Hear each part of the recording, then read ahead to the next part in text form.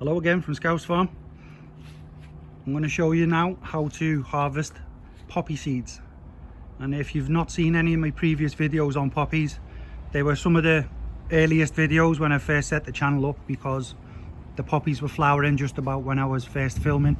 So have a look back on the list and you'll see all of these in full bloom in late May, early June, and they were absolutely gorgeous. But what I want to show you now is how to take the seeds so that you can take them elsewhere, give them as gifts to other people, or just spread them in other areas of your garden.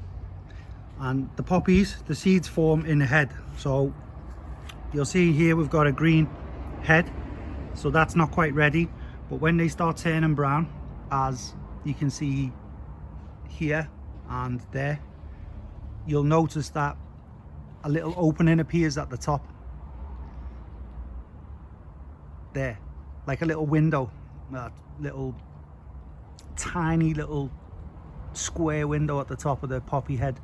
So on the green ones it hasn't quite formed yet, so when they're ready it opens up, and then the seeds inside can be scattered by the wind, and you can just hear now all the scratching. And I'll shake one for you. That means that they're ready, because they're banging around on the inside and the wind is picking up, so they're doing the job. All I do is, if you want to save some, just twist off the head, keep twisting, and over time it will pop off, he says. And then once you've got them, you can hear it inside, so there's some left in there. And then I'll show you, I'll just squash these out, but I am going to save a few. So you crush the top, open it up, and then inside you'll see thousands of poppy seeds, all from one seed head. Because I'm filming it, I can't quite do it with one hand, but what I do is I go around, grab the heads like this, and then I empty the poppy seeds into a freezer bag, you know, just ones you get from the supermarket, a small freezer bag. So I'll have a little go anyway. Let me put this in this hand and in my pocket for everyone. You know, it could be any bag, but I like to see what's inside. So freezer bags are ideal because they have the small label on the front where you can write the contents, and inside you can put the date, whatever you want, poppy seed, harvested July. And in this case I want to put fluffy poppy, because this area, I'll look back on the videos, but I believe these ones were the fluffy poppies, so I'll write fluffy poppy on there. And then the purple ones, the Patty's plum, which are around this side, you can see them falling over there. These are mainly purple Patty's plum poppy, so they will be labelled obviously for that. And all you do is just open the bag up and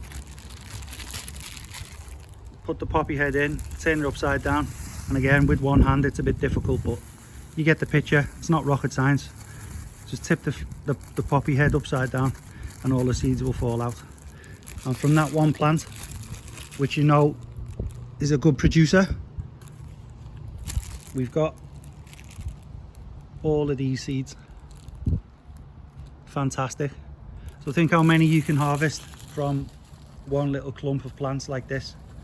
And that's exactly what I'm going to be doing once I finish the video. But let me spin you around now. We've had a sunny day today for the first time in a long time, and I will be harvesting this cabbage soon, probably on Saturday.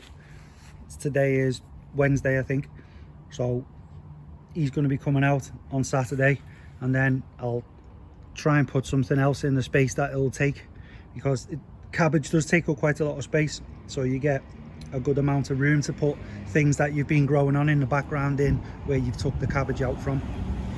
And onions are always good, so I've pulled a few leaves off to get a bit more light into the onions, because they were getting crowded out by the cabbage leaves. But these are the red barren onions, and they're starting to bulb up, or at least this one is. At the bottom he's getting a bit thicker, so another month or so I think I'll be picking these out as well, and they're gorgeous. And I've moved the container blueberry out of the way of this blueberry because it was crowding it out and shading the carrots there. You can see there was some carrots I put in that fresh soil when I cleared out some previous plants. And now with the compost that I've saved in these 8 tubs, the blueberries in the middle there, so I'm leaving them out the way, and I'll start picking from that very soon because they're about to turn blue. Not as many on this year because I pruned it quite a lot last year, but I will be potting it up, so it'll be going from that pot into a larger pot this winter. And I'll just show you one that's turning and show you the size. There's one there, look at him, he's phenomenal. So look at the size of that. You don't see them often in the shops, and the taste is just phenomenal. So he's turning now, and soon he'll be fully blue and ready to be picked. And there's a few more on the other branches, but next year there'll be a hell of a lot more because I'm not going to prune it again this year. I'm just going to let it grow on next year from where it is.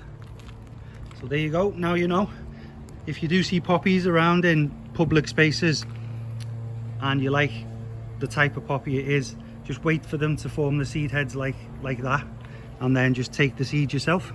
As long as it's in a public space, just take it. And if it's in someone's garden and they're about, ask them. Most people who do gardening are quite happy to share what they do. So as soon as you see them turn this colour and you see the little window, literally the window of opportunity, which is the openings at the top, they're ready to go. So take the seeds and scatter them wherever you want them to grow in your garden. So there you go. Thank you very much for watching. Please like and subscribe if you haven't already, and we'll see you again soon.